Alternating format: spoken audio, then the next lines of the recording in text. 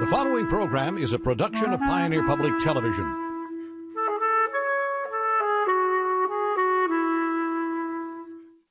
Your Legislators is made possible in part by the generous financial support of Southern Minnesota Beet Sugar Cooperative, a highly sustainable, shareholder-driven cooperative that safely produces, processes, and markets sugar while being environmental stewards to ensure future opportunities for its shareholders, employees, and surrounding communities. Additional support by MAPE members, making Minnesota clean waters, safe communities, quality education, and veterans care happen. We work hard for Minnesotans. And by Ask Me Council 5, a union of 43,000 members who advocate for excellence in public services, dignity in the workplace, and opportunity and prosperity for all working families.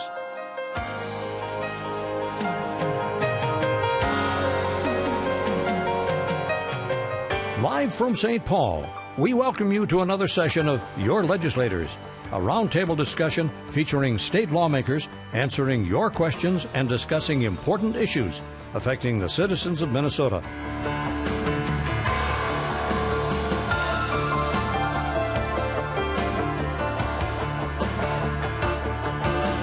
Join the conversation online on Twitter and Facebook.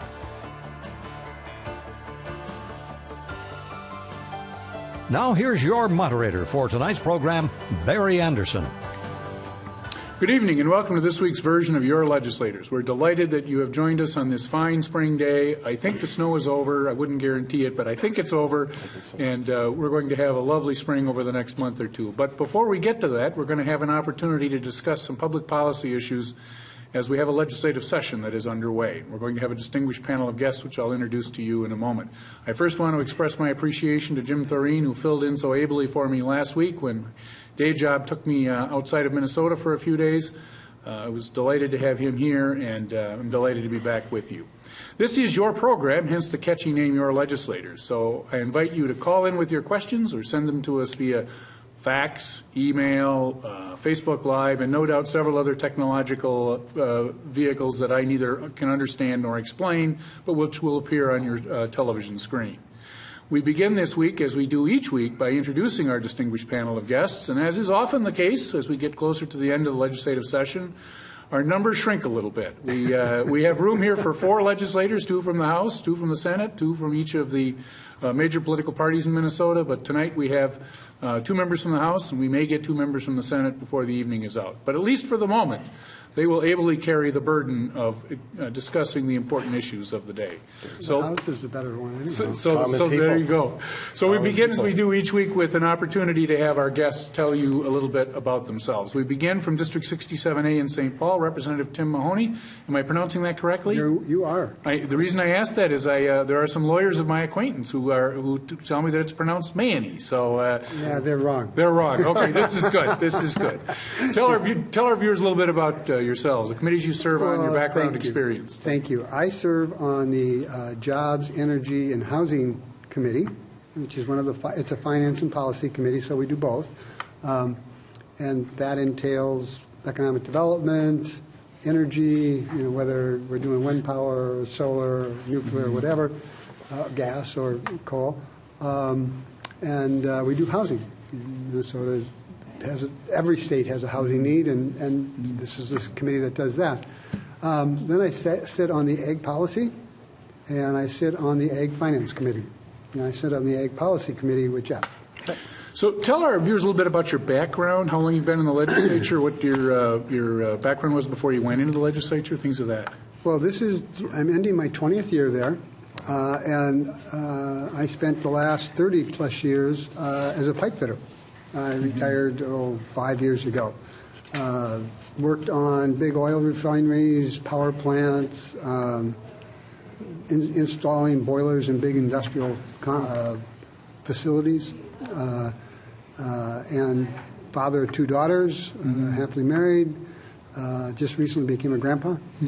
Congratulations. Yeah, thank you. And my hobbies include just, I'm like every other city gardener. I have been looking through the gardening magazines when there's comments being made on the House floor that really don't affect me or engage me. So I have other hobbies, but primarily I've been a construction worker up until about 5 years ago. Got in the legislature 20 years ago, and I've been on the Jobs Committee for 20 years. You know, it was interesting. It doesn't have anything to do with what we're talking about today, but I thought it was interesting when we were talking about your background that you live now not too far from where you were born and grew up. Yep. Yeah, I grew up on the corner of White Bear, Maryland, and now I live not far from the corner of Maryland and Earl, which is entirely, it's maybe a mile and a quarter. And I really enjoy the east side. I live stone's throw from Lake Phalen, so I get to hear the kids during the summer at the beach. And every once in a while, we see the eagles landing on the beach, trying to get one of the carp or northerns, or I haven't seen them with the muscatello. Tiger muskie, that's it, the tiger muskie yet. But Well, good. So then we turn to you, Representative Backer from Browns Valley, District 12A. Tell our viewers a little bit about yourself. Yeah, actually, there's two of me. I have an identical twin brother, but I am Jeff today, not Jay. So I tell people. I'm on the western part of Minnesota. So if you look on the western part, there's that hump, bump, tip, elbow, nose, I tell people. Browns Valley is right on that hump, bump, tip, elbow, nose. Literally, when I leave here tonight, I will go across Minnesota, and when I go down to in the valley, I see South Dakota. My house is probably a mile and a half from some. Is that like seeing Russia from my porch? Not quite, but it's seeing the wild, wild west. That's what it is, Tim. You're talking about gardening. My wife loves gardening, and not just the vegetables and stuff. She's really great with flower gardens and so forth.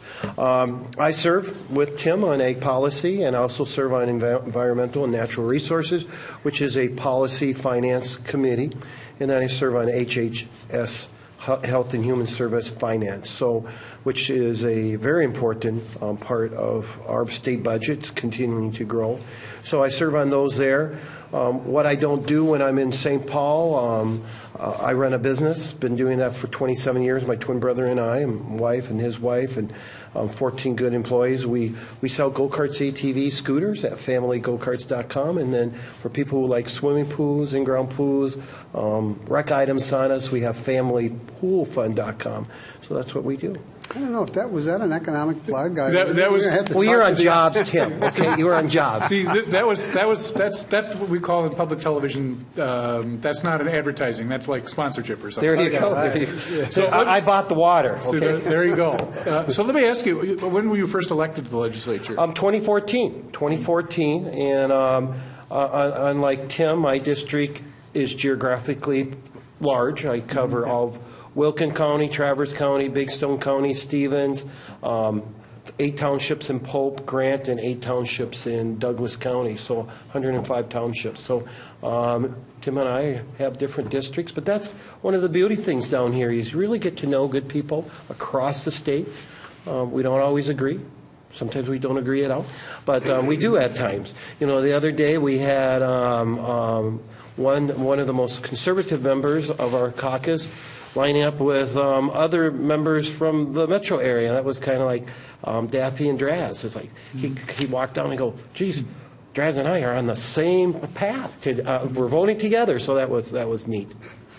So let's start with some questions from our viewers, and it just so happens that it's right going to be in the wheelhouse of the expertise of both of you. Viewers from Murdoch and from Starbuck are both concerned about water pollution issues relating to agricultural production and industries. We'll go with the question from the viewer from Starbuck that talks about the fact that there has been some support for regulating nitrogen, even from businesses and farmers in greater Minnesota. And this viewer is wondering if we're going to see some legislation that might pass there. And if there's agreement on this, why would anybody be opposed to it? Let's start with you, Representative Backer, and then we'll go to Representative Mahoney. Yeah, I'm an author of a bill that what it does is MDA, Minnesota Department of Agriculture, has came out with another rule. They came out with nitrate rule 1.0. Now they're 2.0 because there was some pushback. And my bill just says, hey, we as legislators really need to look at the rule, because this is a very important rule. And my bill, which has passed the House, would say whatever MDA comes up with, it would come back to us, House and Senators, to approve it. I have some concerns with the rule that we are seeing right now. My biggest concern is the assumption is that mostly, if not all, ag-related. Over the last 10, 20 years, we have seen a decrease in nitrogen use in ag, but we're still seeing increase in nitrates in certain parts of the states. So that to me says, hey, where is it coming from? One of the challenges I have with or concerns, I should say, with the MDA is we're not looking at waterfall. We're not looking at other sources of nitrates. I think we need to. So I find we all agree upon that we want clean water. Nobody, wants dirty water. I don't want dirty water, but is it the right science? So we have a legislative process, and I believe this is where we need to take that rule and do that. So, President Mahoney. Well, I don't know about point 10 or point 20. I do know the rules that were promulgated by the Minnesota Department of Ag have gone through a very rigorous process. They started this process in 2010. In 2012 or 13, they did a full-on study of where most of the nitrogen was coming from. The surprise to that was that it's not coming from feedlots or thesis sources on the land. 60% or better. I can't remember off the top of my head. I could dig it out. It's on one of the LCCMR's website, or you can go through their history, and it divides it out in a pie chart. And again, more than 60% comes from ag. The Department of Ag has held, I think it's 18 different listening sessions around the state, talking to farmers, seed sellers, fertilizer sellers, the townships, all over the state. We had 820 comments come back. So this has been around for a long time. And it's been done by scientists rather than, I'm a pipe fitter. Jeff's a salesman. We have lawyers. We have people who came from, we have teachers. We have small business owners. We have used car salesmen. We're not scientists. The data is all out there that more than 60% of this stuff is coming from croplands. And again, the department did its job talking to people. At this particular time, and my concern is one of the committees I sit on, Jobs, has jurisdiction of the Public Facilities Authority. And the estimates that are coming out back of the napkin, so there's no study, but back of the napkin, what we're going to have to do for reverse osmosis in order for these small towns, whether it's Redwood or Morton or Fergus Falls or Jackson or Worthington are getting their water out of the Missouri now. What we're going to have to do in order for these small towns is unsustainable. We fight tooth and nail for money for the Public Facilities Authority. And this year, the governor requested $160 million. And I was talking to the PFA, and that probably fulfills this year's... The PFA is what? The Public Facilities Authority. All right. And they're the ones, thank you. They're the ones who basically loan the money, finance small town water and sewer. It would be astronomical. $500 million a year to put in these reverse osmosis plants in the cities that I mentioned. So we need to do something. And to bring this back to the Capitol, to set that fight up in the Capitol rather than have scientists, I can just see somebody, some crazy pipe fitter put in an amendment that says you can only do so much of this or so much of that. That throws the science entirely off. I want good decisions made by scientists, not by pipe fitters or used car salesmen or teachers or small businessmen that read into reports that are written by scientists some things that aren't there. I'm a chemist, so I don't know if you know that, but that's what I graduated. I've heard that in committee a couple of times. I know you have. So, and that's the thing is we're talking about peer reviews. So I'm concerned about that. But what they're not looking at, in my opinion, looking at the rule, and I haven't read it every rule, but we're not looking at, and I might be off, but 15 of the largest municipal septic systems abide by rules for nitrates and different, but the smaller communities don't.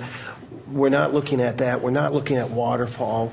We're not looking at the fish. We're not looking at other things. So I know in agriculture, because when this came out, this was not an area of my expertise, so I went and talked to common sense people. Anybody who is misusing nitrates out there in ag is going to be out of business the next year. You know, I have a farmer near Hancock. He grows kidney beans. It's a soil, sandy soil. He goes, if I put too much nitrates in there and if I don't, because remember, in the last 10 years, we have seen in ag decrease of nitrates. They have policing it themselves. But he said, if I would use too much nitrates in there and it gets into bleach through the soil, next year, I'm out of business because nitrogen is not cheap. So we have to look, when you're looking at peer reviews and you're looking at the whole science behind it, we have to look at everything. You know, when I have a customer who calls me and has a problem with an ATV that doesn't run, I just don't assume it's a spark plug. Well, maybe we're not getting gas in the carburetor. We have to look at everything. And that's what I think when you bring that back and have us, that's our responsibility. That's what we're elected for. I'm elected to support my constituents just like you are. We're saying, hey, the science doesn't look good. And that's where I'm coming from, Tim. Well, you know, Barry. If I'm driving my car and I put my foot on the brakes and they don't work, my auto mechanic better not be looking at the fuel injection. He or she should be looking at my brakes. And common sense, well, common sense is not the science. They did this study. They spent a lot of our tax dollars on the study. And they studied suburban lawns, which are not very much. I think it's less than 12% or 8%. I'd have to look at the pie chart again. Like I said, feedlots and what did you call it, waterfall? Is that like... Birds. Birds, oh. Geese. Okay. Yeah, in fact, one of our viewers raises a question about geese, noting that, wondering about geese being the being the source. Well, Jeff, well, go ahead. Oh, no, I'm just saying we should look at every sources. That's what I do, you know, in your line of business, and I'm not a pipe fitter, but obviously when you're running pipes and stuff, you're just not grabbing anything. You're looking at, okay, will this fit here, will that fit there, and getting the right measurements and so forth. And I'm concerned that what I'm hearing from my constituents is they feel that they're being singled out where they're not looking at all sources. And that's where I'm coming from. I want clean water just like everybody else. But if we're not looking at waterfall, you know, even in the new ruling, MDA talks about that their best management practice prior did not solve the problem. Well, the amount of nitrates have decreased with ag, the use of nitrogen, but we're still seeing increase. There's other sources we have to look at.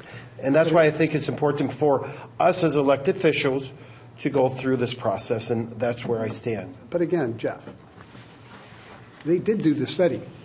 They did do the study. They had university people, they had agronomists do part of that study. They had farmers, ag professionals, I'll call them that, as part of the study. And this was less than 6 or 8 years ago. And we paid for it already. So, you know, again, goose poop is less than 1%. Less than 1%. So give you the last word and we'll move on. Yeah, one of the concerns that I have is that the data is coming from the university, and we're not looking at all the data. That's where I'm coming from. That I think we need to do it so we're doing the right job instead of just saying, hey, this is the only source. Do you expect this requirement, this bill that would require the bill to come back to the House and Senate, do you expect it to pass the House and Senate? Well, it's passed the House. It's not a standalone bill right now on the Senate.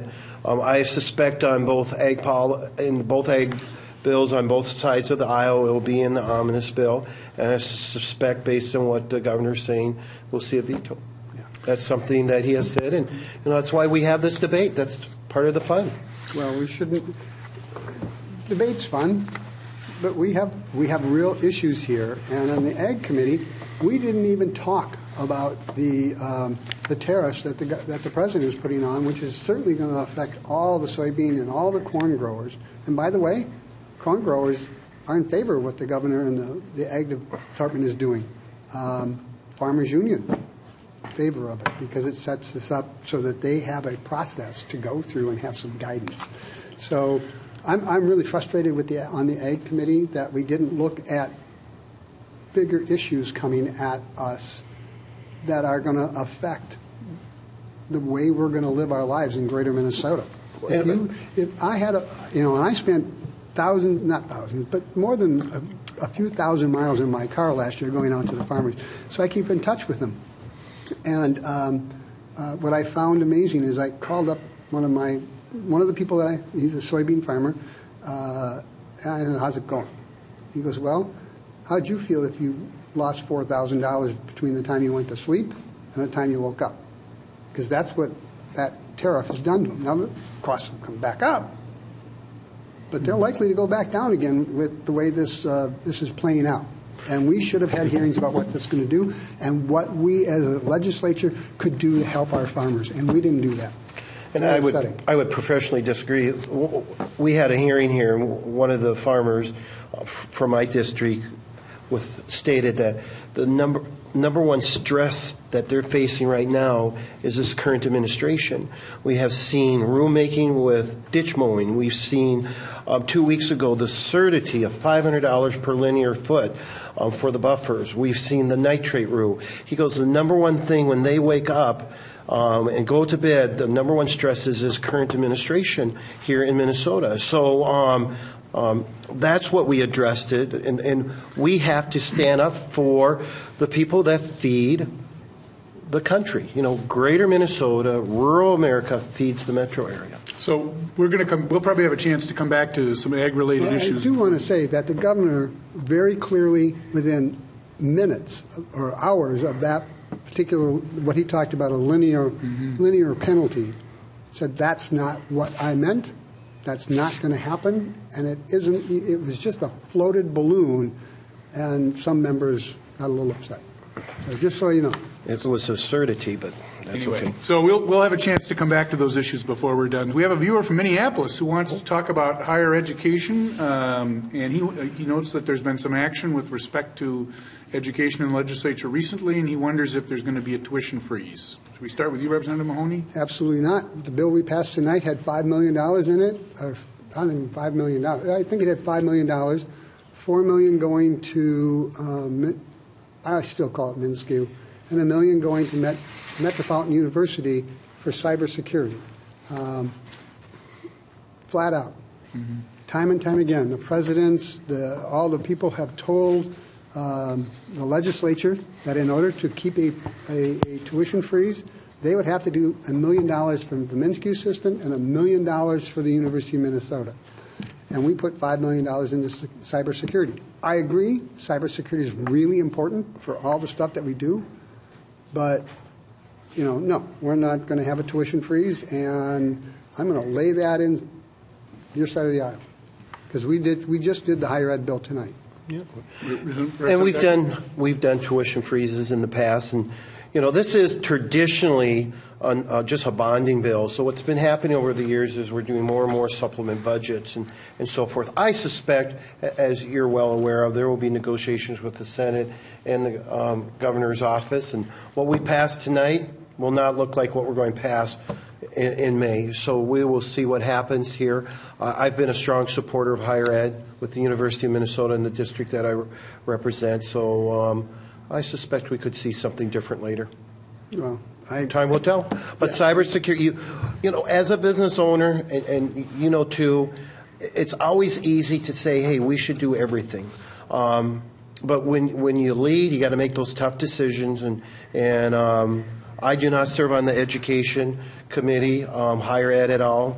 But the committee set that as a priority, and we're following, you know, we're supporting them. You know, a priority should be the cost of going to school and the debt that these kids are coming out of. We have passed the point where student debt is higher than the nation's credit card debt. I don't understand how our kids, and I have 2 young daughters, not young anymore, but they would like to think they're young. You know, how are they to buy their first house when they have crushing student debt? And believe me, their mother and I paid a substantial part of their college debt, college tuition and costs. But they still came out with debt. And one of them, I think, makes the last payment this year. And the other one is down to $7,000 or $8,000, and she's been out of school 12 years now. So the idea that we had a $350 million surplus, and we couldn't come up with $20 million to keep our college costs down.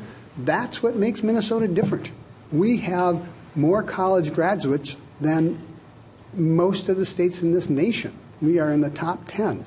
And we are Rudy Purpich said it, we are a brain power state. That's what keeps us from going so deep into recession and allows us to come out of recession quicker. We need to have those kids finishing 2-year colleges and 4-year colleges.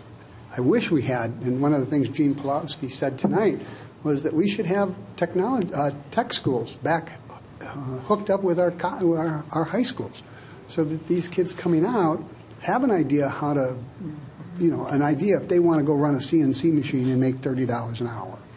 Representative Pawlowski was with us a couple of weeks ago and was not bashful about criticizing the decision then of the Purpich administration to combine the schools. Wholeheartedly agree with him. Yeah.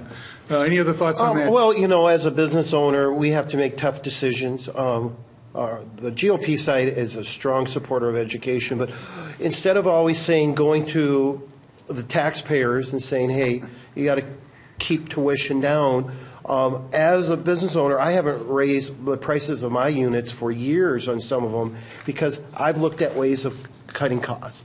And so instead of just saying, hey, we got to raise and bring in more money from taxpayers, because I meet a lot of people out there, taxpayers, that work hard.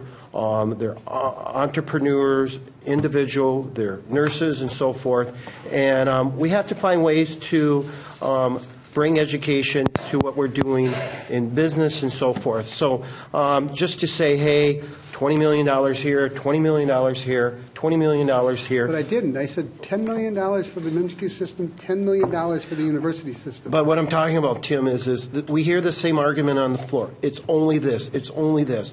We have to look at where can we make the savings in the universities, because if we just keep going to the taxpayers, this is only this, this is only this, this is only this, the taxpayers are going to say, hey, you keep coming to me. We got to be prudent like any other businesses, and that's my final word. Well, I'm going to have. I think you and I are going to disagree. I know you're going to have the final word, so we'll let you have it, Tim. Our schools, and I've followed with my St. Paul School District. And everybody says that you got to make cuts, you got to make cuts. Well, you should go through some of our school districts, some of our school buildings. You should see what they've now added on to the job of the janitor. You could go a couple of ways on this. I won't get too deep into it, but again, if you represent a big farm area, if you eat your seed corn, you don't have a crop next year. And that's what we're doing when we cut funds to our institutions of higher learning. And by the way, I'm pretty sure this is the first year in 10 years that we have not increased the formula on education, K-12, E-12 education at all. This is the first time in a decade that we have not. Well, that's not true, Tim. This is a but we did that last year. We put Last year, 1.1, and the year before, and the year before that, 1.1 billion last roughly. We put a lot of money to say we haven't done that. This is the first a bonding year. We are not going to do that in a bonding year. Every year for the last 10 years we've done it. We have to be prudent with our funds. So to say we haven't, that's pushing it the wrong way. So let's go on to another matter. Yellow Medicine County viewer wants to know whether or not there's going to be any action in reimbursing farmers for land taken out of production due to buffer strips. And we've got a couple of other questions about buffer strips, whether there will be further legislation on that. Let's see if we can run through that fairly quickly. We'll start with you, Representative Mahoney. I think we need to continue to look at that and try and figure out how we can. I think if we've taken, I don't want to use the word taken, many people have. We have absurded the use of a lot of farmland, and we have not compensated it. We have to figure out where that money is going to come from first, but we should in all respects, compensate farmers that are being harmed by buffer zones. It is a taking of land. Down here, I suspect I was talking to the gal who's doing the makeup. She remembered in the 60s when they were... You got makeup? I didn't get any makeup. This is the way I look this good all the time. Yeah, right. Yeah, but I've seen you on the House floor, Tim, okay? There's a shine just like mine there, okay? Hey, that's universal here. So. I see that. Yes. But, when they did 94, they didn't say before the public good, we will put the road here. Those people got reimbursed if it's light rail, if it's roads. They have to buy that land. That did not happen with the buffers. It was a taking. Now, we're going to say that it's for the public good because it will provide this type of benefit. We're not going to argue that there because that's not what the question is. It is a taking of the land. It's, 160,000 acres? Because the people who own the land, just like you own a car or I own a car, and we can't drive it where we want on a road, that's what's happening here, is they're saying, well, for public good, and we're not going to talk about if there's public good behind there. I'm just saying for the public good, you cannot use this land but what the government deems you.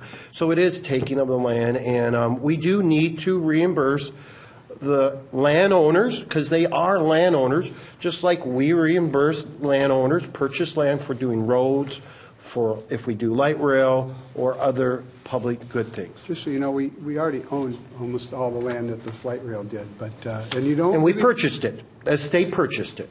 200 years ago, or 150. They still purchase it. That's the point. So just quickly to the viewer's question, is there any bill presently proposed in the session? Not that I've seen. No, there's really not any. There's a lot of talk. We're talking about millions and millions of dollars. I see next year that we're going to be coming up with something. Okay. Well, next year is a long ways away. So what about the bonding bill? This is of course a bonding session, as you correctly indicated earlier, and so normally that would be the major topic of discussion. Maybe we'll start with you, Representative. What's the status of the bonding discussions in the legislature? Well, we heard tonight that Chair Erdahl said that we're going to see a bill for really soon. So I suspect next week after that, we're going to see the bill. The Senate will have their version. We saw what the governor is, and as we know, there will be a lot of negotiations with that.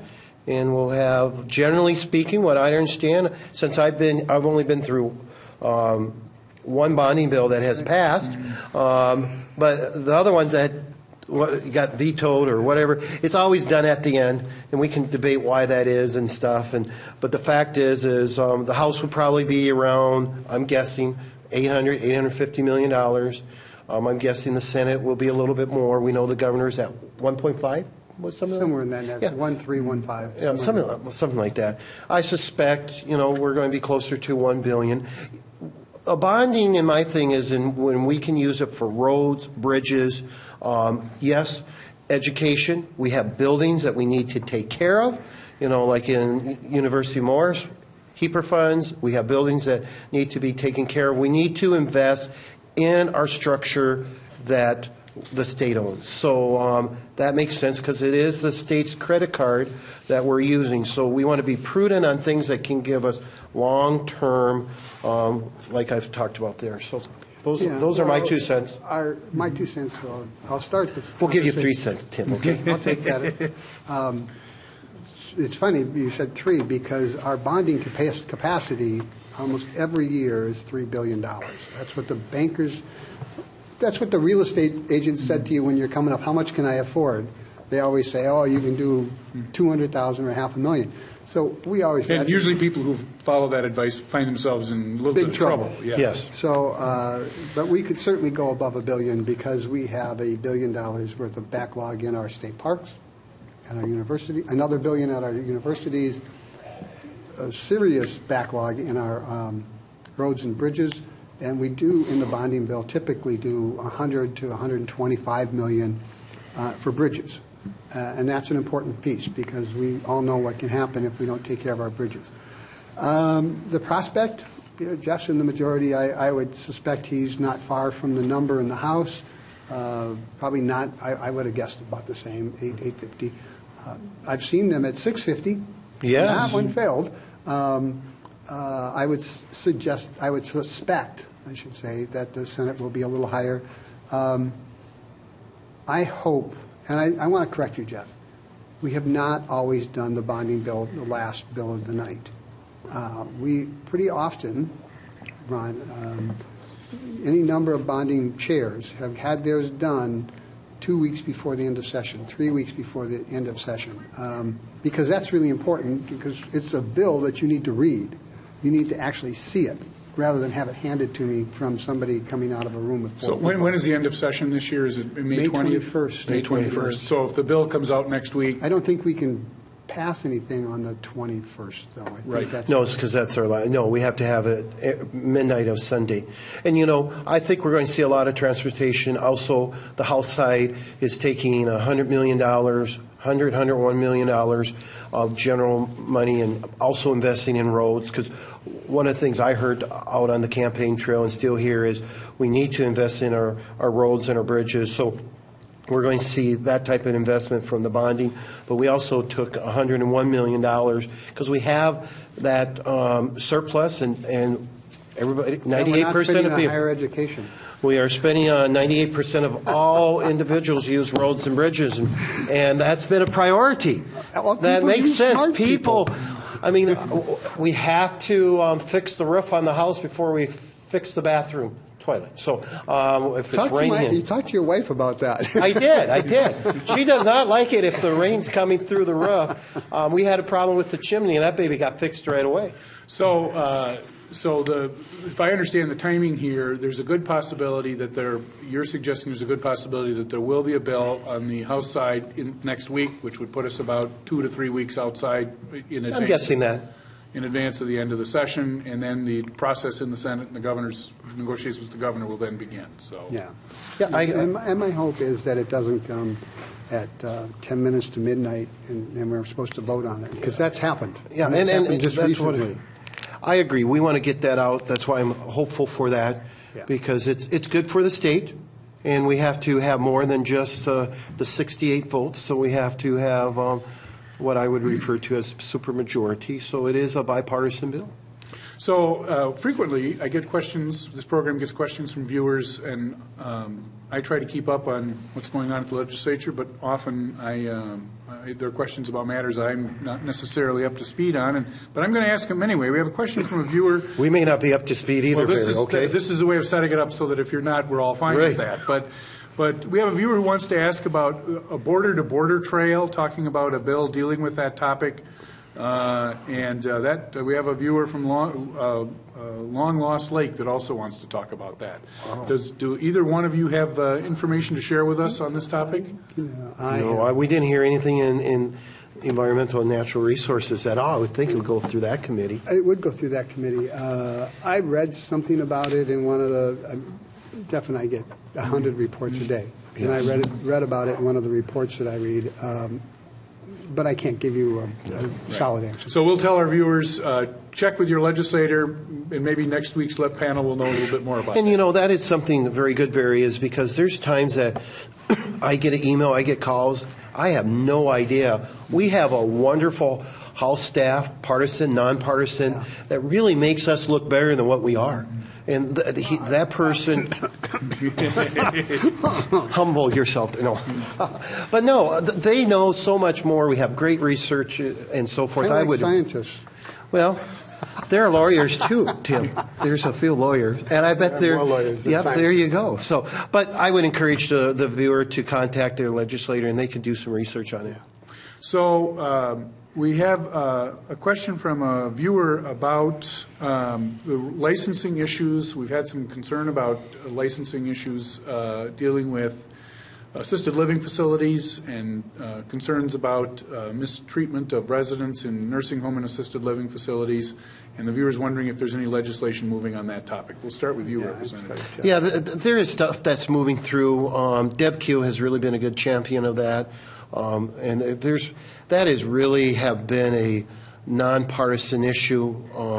You know, a couple of years ago, 2015, we put additional funding for nursing homes. So it is a priority of the House. It's going to continue to be. That's why you have a separate committee on aging, which Deb Keel is the chief author. And she has been putting together and working across the aisle on putting together a good bill. I have not personally read the bill. It is a time-consuming part. Yes, it does go through HHS, but they have just spent their time on taking care of our loved ones. And I did have a conversation with Deb quite some time ago, and they're doing a good job. I don't know all the details of it, but it is something that's a top priority. Representative Mahoney? I almost say ditto. I mean, it's not my area of work, HHS. Read a little bit of the bill brief, so to speak, and there are really only 4 or 5 paragraphs to give us a general idea. I understand that we are moving forward on several issues, but all the details to it I couldn't give you. Yeah, Jill Schumacher, Deb Keel, those two would be the ones to ask if you have them on who they're working on it. All right, so question from viewers about tax plans. We have the governor has a tax plan. I understand the House has a tax plan, if I'm recalling correctly. They seem to be well apart. What are the prospects for getting something together, and what's likely to happen with the tax issue? We'll start with you, Representative Mahoney. Well, we don't really need a tax bill. We passed one last year. So that puts the governor in the driver's seat, really. The governor's tax bill focuses on mid-income, low to middle income, and low-income families. I don't know the exact details of it. It doesn't really, do much business relief. It does some.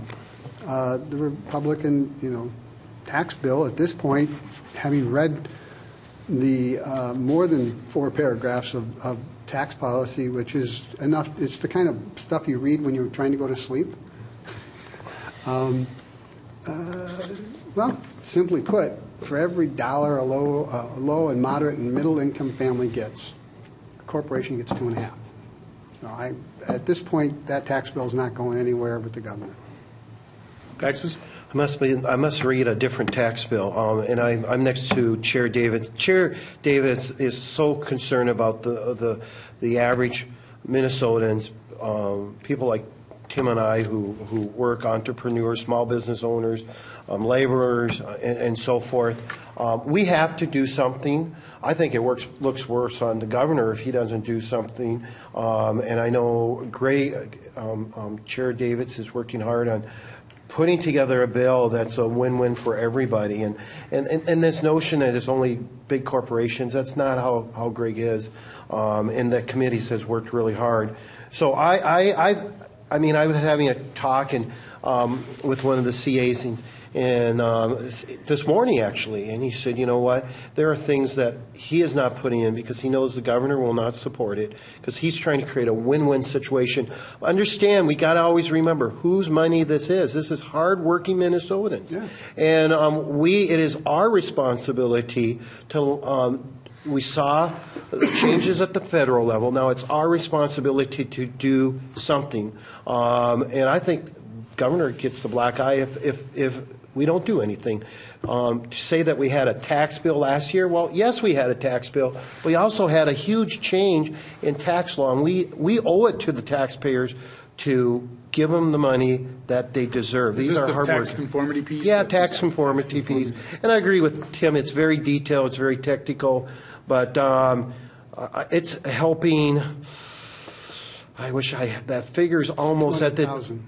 tip of my tongue, but it's helping a huge amount of Minnesotans. And we're talking about people that, small business owners, laborers, nurses, and so forth. So as a practical matter, there are pretty significant differences but where the governor is and where the House is. At least that's the way I read them. Am I correct? Yeah, about I that? would say that, of course there's going to be difference. And the Senate isn't anywhere.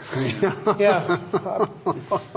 The House is working on it. We are working on it. We're not going to say anything because our other colleagues haven't shown Oh, up. go right ahead. So is there I mean, how would you estimate the chances? I guess I'll ask both of you. I'll start with you, Representative. But is there a pretty good chance that there will be no agreement on the tax conformity and tax issues, and this issue will simply be left to there'll be a new governor in January and the legislature at that time? You know, I don't have a crystal ball. No one else does. I know it's a priority of the GOP House to come up with a solution that benefits the hardworking Minnesotans here.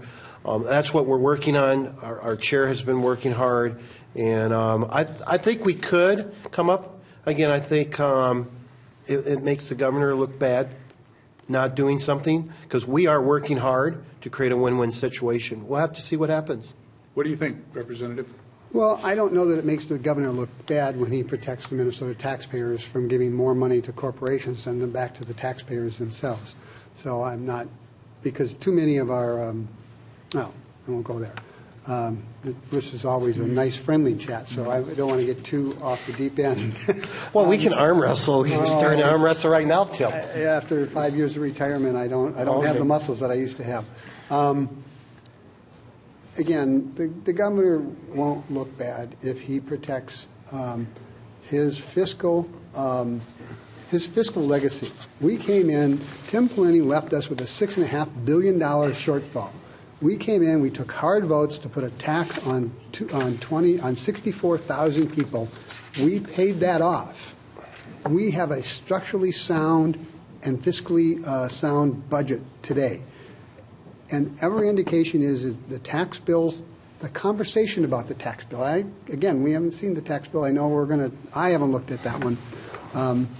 Has said that it is, it changes the priority, it changes the paradigm and pushes us back into smoke and mirror stuff. Now, I like Greg. Greg's a good guy. I've got a couple proposals in his tax bill, I hope. So I don't want to offend him, but I know the governor, and the governor is going to protect hardworking Minnesotans versus corporate Minnesota. And small businesses are helped in his proposal also. And you said you couldn't remember. The original numbers that I saw less than a week and a half ago, it was 900,000 people were helped by the Governor Dayton, 200,000 were helped by the current. It wasn't. Those are in the numbers that I remember, but I don't have them in front of me. But that's where Greg's working at. He's working at, and that's always has been the stand of our caucus, is helping the hard-working taxpayer. Oh, please. Well, it's the same thing. Oh, corporate, please, too, Tim. I've been very but I've heard that line. Get a new line. The other side needs to get a new line. It's us small business owners that our plan's going to help. Nurses and so forth. So, I mean, this corporation stuff, no way. I mean, it's not how we run the state, and we'll have to see what happens. I had my, Well, anyway. Go ahead. I think we disagree on this.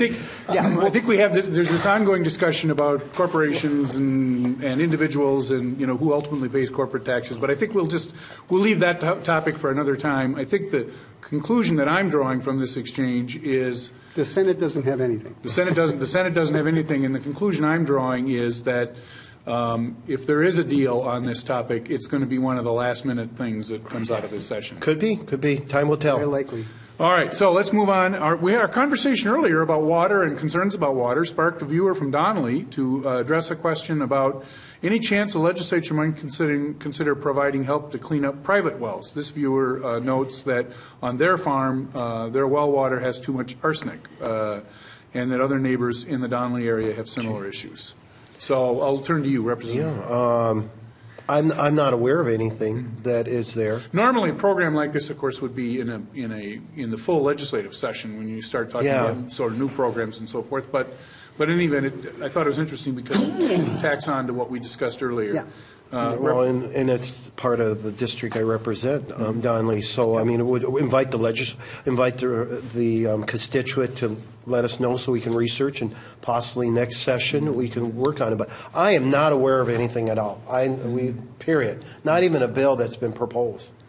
Anytime we start talking about doing something with private wells, we get a lot of hackles raised. So we're pretty careful with that. Yeah. And I have not heard of anything coming forward this session. So a viewer wants to know about action taken with respect to any transportation issues, and this viewer is particularly concerned about light rail, and if I'm reading the question correctly, perhaps is not really a proponent of it. Let's start with you, Representative Mahoney, if there's anything likely to happen on a transportation kind of package in this session. Normally it would not occur because this is a bonding year, but there are always exceptions to those rules. Well, yeah, we do bond for transit, and that's what you're talking about here. Right. There is absolutely no money in the transportation bill. There's no money in the bonding bill. There's no money anywhere for transit in the legislature this year. Absolutely zero. Rural or urban, no money. Yeah, well, we're investing in roads and bridges, $100 million out of the general fund because we have the surplus, and there's going to be roads and bridges because in the bonding, 98% of Minnesotans use roads and bridges. We need to make those investments. Yeah, so we'll get rid of all our rural transit, so the metro mobility or helping grandma get to the grocery store or doctor, whether it's in Wilmer or in the east side of St. Paul, will take a big hit. A viewer wants to know about higher ed and what was in the bill that passed and what the panel thinks might take place in higher ed this year. We've already talked about that pretty much. So, and we had a spirited discussion on that too. So, of course, what passed today, I don't know what's on the Senate side. We're going to see something different in the next 3 weeks. Good point. I think we've probably Worn people's ears off on that one. We've ridden the horse as far as we can on that question. It's not dead, but it's tired right now. Okay, very good. How about Minlar's license plates and concerns about fixing the registration and deputy motor vehicle registrar office issues? Neither one of us sit on the transportation committee, but was it $10 million was put in just recently, and the transportation, I think we're going to see it on Monday or Tuesday. I think it is Monday or Tuesday. Yeah. It will be one of those 2 days. Yeah, I've heard that they're making progress. I mean, this new leader in MenIT is really a fireball and is really trying to clean this mess up. I hope she does it before July 10th, when I need to have my license stamped. Because, so, are we going to see any progress on it? Oh yeah, I think we will. Where the money's going to come from and how much it's going to cost, always up in the air at the end of the day. Representative Backer? You know, I'm more of focusing on private. The challenge we have is, and I like Tim, I do not sit on transportation. I just heard the waste and the arrogance of what was done to put that together. Filled on MNsure initially on that program. We filled on this. I believe the state of Massachusetts just did it with a private company and they were successful. So I am much more interested in private enterprise doing it because unfortunately, the state with Minute has a very poor track record. But, you know, that's a bit unfair. Not that they don't have a poor track record, but Hewlett-Packard had the contract. and they said, you're not going to pay us enough, and this is too difficult, and we're not going to do it. And that was 6 years ago. Massachusetts, I believe it was Massachusetts. We had a gal from Boston, so I'm assuming it was the state of Massachusetts. Jeff Howell's daughter in today, and Jeff mentioned that they did it in Massachusetts, did it on budget. The fact is they wrote out a program, just like Minsure, that wasn't all 100% working. We're hurting our taxpayers. Yeah. We need to get it solved. From what I understand, it has not been a strong, convincing argument to the Transportation Committee that they can get this solved. We've already gave a lot of money. Where I lead, let's go private. That's where I'm at. We'll see what happens. So a viewer wants us to address the issue of whether or not there's any bill moving or any possibility of dealing in some way with the Appleton prison as potentially becoming available for any kind of use by either the state or local counties. I know that issue is controversial. People have differing views on it, but I think the principal question is there anything happening in this session? I know Representative Tim Miller has a bill. It's been heard. I'm a co-author on it. I don't know if that's being considered in any of the omnibus bills. I don't know. That's a good question. I'll have to check into it. If Tim was nearby, I could phone Tim. He would definitely know. Phone a friend on that one. Tim Miller. Here. Oh. Right. I'm sorry. Representative Tim Miller. That was my mistake. So just very quickly, we're just about out of time here. I don't see anything for the simple fact that we would have heard nothing but screaming about that whole particular issue because it's been before us before. Yeah, and the bill was introduced. I co-author on it, and I believe there's been a hearing. I know Tim's working hard, and whatever Tim tells me, I support him because it's close to Tim Miller. Okay, but you can take it. We're out of time. I want to thank our panel. We've had a lively and interesting exchange. Thank you, the viewer, for joining us. See you all next week and each week until the legislature goes home. Thank you and good night. Thank you. There's much more about Your Legislators online at pioneer.org/yourlegislators. Find out more about the history of the program, who has been a guest, and watch past episodes and discussions by topic. There's also a photo gallery, informative links, and much more. To continue the conversation, follow us on Twitter and Facebook. Thank you for watching Your Legislators. Your Legislators is made possible in part by the generous financial support of Southern Minnesota Beet Sugar Cooperative, a highly sustainable, shareholder-driven cooperative that safely produces, processes, and markets sugar while being environmental stewards to ensure future opportunities for its shareholders, employees, and surrounding communities. Additional support by MAPE members, making Minnesota clean waters, safe communities, quality education, and veterans care happen. We work hard for Minnesotans. And by Ask Me Council 5, a union of 43,000 members who advocate for excellence in public services, dignity in the workplace, and opportunity and prosperity for all working families.